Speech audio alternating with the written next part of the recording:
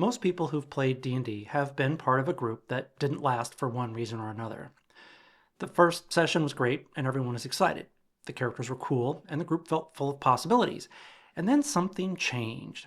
Maybe people started canceling or the energy dropped, and then without anyone officially calling it, the group was just done. I've been running D&D since 1980, and in that time I've watched groups break up after just a few sessions and others run strong for years. In this video, I'll walk through the biggest reasons D&D groups fail and what both players and dungeon masters can do about it. There's one ingredient I've found that keeps a group together more than anything else, and I'll get to that at the end. If you enjoy this kind of content, go ahead and click the like button and consider subscribing. I post new videos every week. And if you're a dungeon master, I have a free monthly email newsletter with a ready-to-use adventure, encounter, or location in every issue, plus hard-won advice from over 4 decades behind the screen. It's free to subscribe. I'll put the link in the description. Life happens. Sometimes, no matter how good the intentions of everyone at the table, normal life stuff just gets in the way, and there's not much anyone can do about it. I've seen groups disband because of marriages and divorces, because people changed jobs or moved to a different city, or because someone had kids and suddenly they barely had time to sleep, let alone get together once a week to play D&D. These are the most common and least surprising reasons a group falls apart. And in some ways, they're the hardest to fight because they aren't anyone's fault. Life just changes, and the group doesn't always change with it. Location is something most people don't think about when it comes to keeping a group together, but it matters more than you'd imagine. Some people have it easy. They've got a house with a big dining room table or a game room in the basement, and the door is always open on game night. Others, not so much.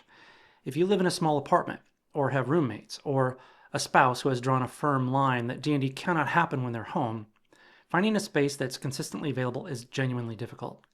Even a group with great chemistry and real enthusiasm can slowly unravel if they're constantly scrambling to figure out where to play. I've personally run into this issue more times than I can count, but have found some creative ways around it.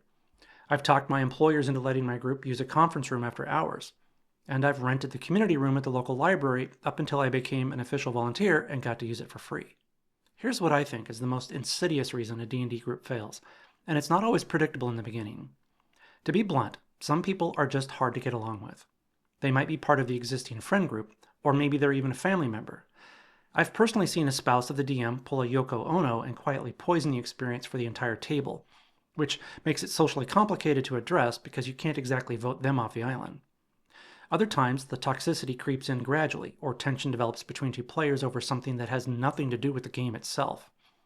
I ran a group once where 2 players refused to speak to each other for over a month, and yet both of them kept showing up to every session.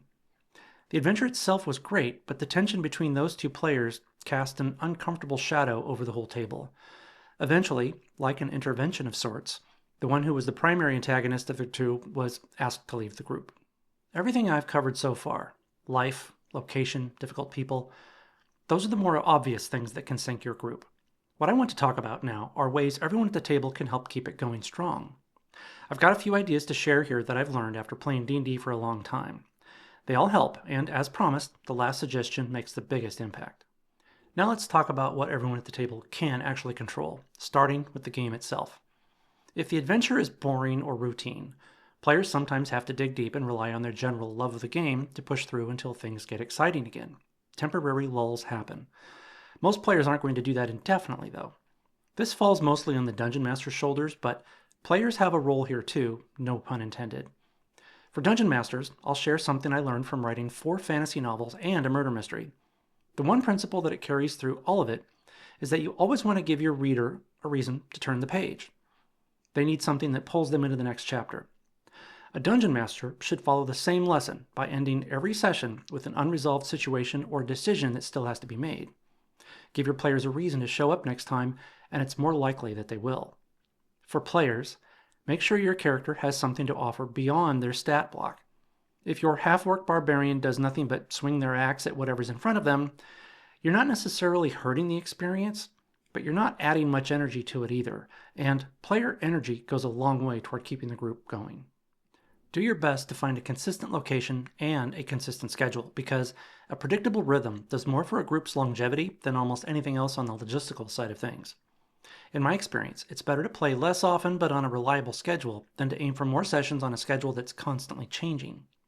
Your mileage may vary because life sometimes demands flexibility, but consistency gives people something to count on. Don't let your schedule be a moving target if you can help it. And here's a quick tip. Set up your group so that if a player can't make it to a session, the rest of the group can still play. And then there's tenacity, which is an unspoken component of group longevity. Playing D&D is a great time, but sometimes it takes willpower to show up when you're tired or stressed or just not feeling it. Think of it like you're going to the gym. You may not have the energy and you may have to talk yourself into it, but once you're there and you're into the workout, you're almost always glad you did it. Don't let a low energy week be the reason you skip a session, because skipped sessions have a way of turning into skipped campaigns. All right, here's the ingredient I promised at the start. After running games for over 4 decades and watching groups succeed and fail, the single thing I've seen hold a group together more than anything else is chemistry. I'm not talking about skill or experience or even having a brilliant dungeon master and a perfectly designed campaign. I'm talking about interpersonal chemistry. Who you play with matters enormously, and it's okay to be honest about that. If you love D&D, but every session feels like a struggle because of someone's attitude, find a group where that person isn't at the table. If it's Dave's attitude and that makes you dread showing up, find a group where Dave isn't participating. Just like in dating, you're looking for people who not only share the same love for the game, but have a similar way of experiencing it. We can't alter the chemistry we have between people, but we can choose which people we're around. I've played D&D with people I'd never spend time with in any other context because we disagreed on all things of life, but around the table, we were like peanut butter and chocolate.